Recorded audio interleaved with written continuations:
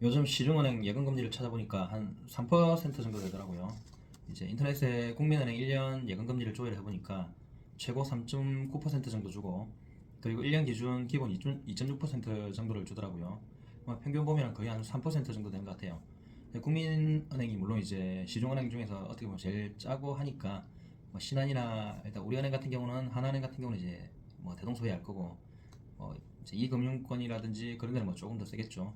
어쨌거나 5천만 원 이내로 이제 분산해서 예치를 하겠지만, 이게 저도 이제 예금을 합니다. 예금을 합니다만 이제 주식 배당으로도 이제 받고 있으니까, 이게 배당금 플러스 이제 주가 변동성을 이용한 장기 투자를 하면, 이제 예금을 하는 거는 당연히 이제 한 방법으로 이제 저축을 해야 되고, 그리고 이제 변동성이 적은 상품으로 또 미래를 대비를 해야 되니까, 그런 거 말고 이제 배당금 플러스 주가 변동을 이용한 장기 투자를 통해 가지고도 좀 금액을 불려볼 수 있지 않을까. 그리고 이제 제가 일단 이제까지 이제 소개했던 기업들이 6%에서 11%까지 배당을 주는 기업들을 쭉 소개를 했었는데, 물론 이제 그 기업들이 영업이익이라든지 순이익, 그리고 최근 몇 년간의 이제 이익 성장성도 괜찮은 회사들이었고요.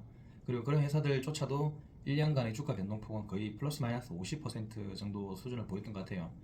그러니까 너무 무리해가지고 많이 오른 상태에서 이제 주식을 매입하지 않는다면, 낮은 상태에서 매입을 하면은 괜찮은 배당 수익 플러스 또 괜찮은 주가 차익도 얻을 수 있다. 일단 그런 방법을 통해서 이제 수익을 창출할 수가 있겠는데, 저 같은 경우는 일단 주식은 이제 일상과 동행하는 거라고 생각을 합니다.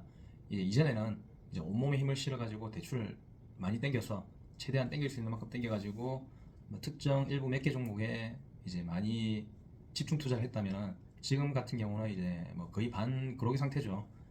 그렇게 해서 이제 일부 저축을 이제 주식 계좌로 저축을 하고 있고, 그리고 매일 조금씩 사고, 또 일부 오른 종목은 매일 조금씩 팔고 하면서 아주 서서히 그냥 일상생활 하듯이 잠깐 점심시간에 보고 거래를 할 수도 있고, 잠깐 티타임 때 거래를 할 수도 있고, 시간 날 때 거래를 할 수도 있고, 매건 나갈 때 거래를 할 수도 있고요, 그죠? 시간 날 때 보고 오른 게 있으면 팔고, 또 내린 게 있으면 사고, 상한가 가면은 한 2, 30% 남겨놓고 다 팔기도 하고, 그때그때 이제 오르는 거 보고 내리는 거 보고 이제 일부 매수를 하고 일부 매도를 하고, 그런 식으로 좀 운용을 하고 있습니다. 그래서 일단 이제 생활의 일부가 되어야만 조금 편안하게 투자를 할 수 있지 않을까 해요. 이제 이렇게 배당을 꽤 괜찮게 주는 기업들 중에 오늘 두 개를 좀 들고 와봤는데, 둘 다 공교롭게도 제2금융권이네요. 푸른저축은행이라는 기업하고 리드코프라는 기업을 들고 와봤는데, 일단 푸른저축은행 같은 경우는 제가 한 2009년도 정도죠. 이제 이 회사, 서울에 있는 이 회사 본사 앞을 가본 적은 있어요.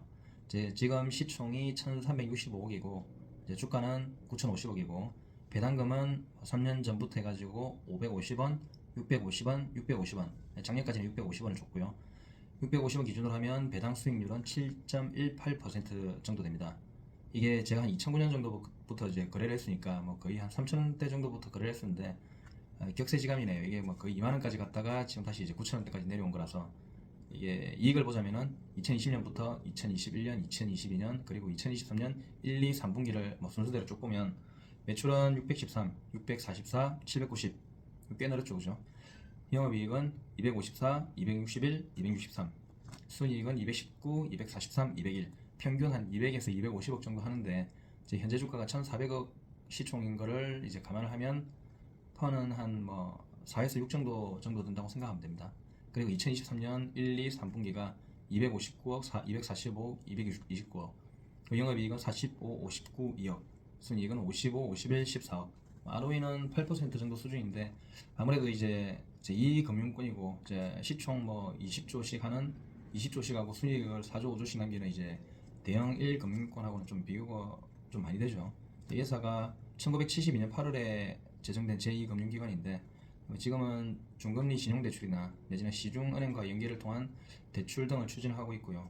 최근에 이제 조금 주목할 만한 거는 10월 19일에 한 29% 정도 상승을 했다가 26% 상승으로 마감을 했고, 그 다음날 10월 20일 날 다시 이제 5% 정도 상승을 한 다음에 12% 하락해서 마감해가지고, 지금 주가는 그 상승하기 전으로 다시 돌아왔어요. 그래서 이제 주가가 꾸준히 내리다가 이제 쭉 횡보를 하다가 한번 10월달에 2달 전에 빵 튀었다가 지금 다시 내려오는 수준이거든요.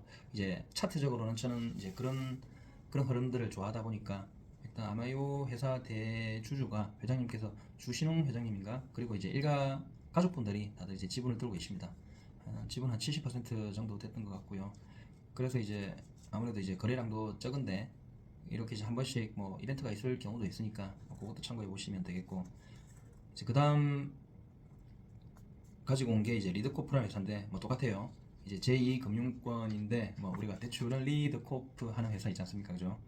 이 회사도 비슷한 시기에 1977년에 설립이 되었는데 일단 뭐 주 사업은 소비자 금융이나 뭐 석유 사업 그리고 휴게소 사업을 요 세 가지를 메인으로 하고 있습니다. 뭐 실제로 이제 휴게소 운영을 하고 있고, 그리고 소비자 금융 같은 경우는 이제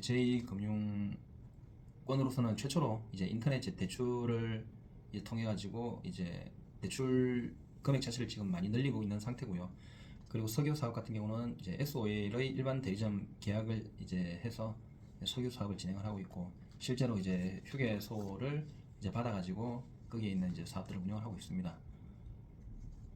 지금 시총은 1,581억 정도 되는데 3개년간 이제 매출과 그리고 3개 분기 동안의 실적을 보면 푸른저축은행보다 한 4배 정도 좀 큽니다. 3,732억, 4,925억, 6,478억. 일단 매출 증가세도 2년간 거의 2배 정도 증가를 했고요. 영업이익 같은 경우는 601억, 614억, 593억, 한 600억 정도. 순이익은 459억, 399억, 320억, 한 300억에서 460억 정도를 왔다 갔다 하고 있는 되게 괜찮은 편이고, 퍼가 한 3 정도 되죠.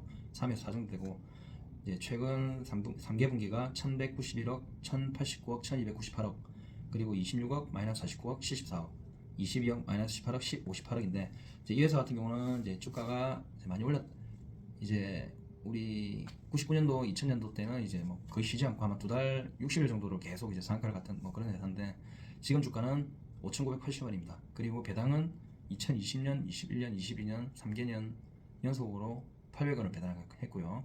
그래서 이제 시가 배당률은 13.37%. 어마어마하지 않습니까?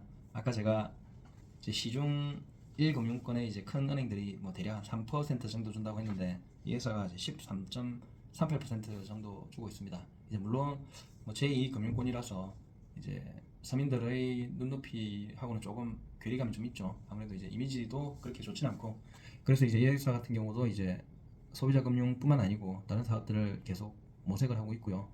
근데 이제 작년 말에도 이제 500원 배당을 해줬고요.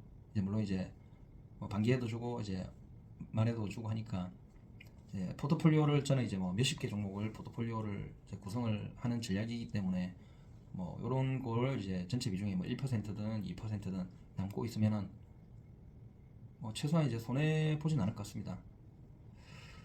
오늘도 이제 제가 하는 방법을 한번 좀 서술을 해봤습니다. 오늘도 긴 이야기 들어주셔가지고 감사하고요. 많은 도움이 되었다면 계속적으로 봐주시면 감사하겠습니다. 들어가세요.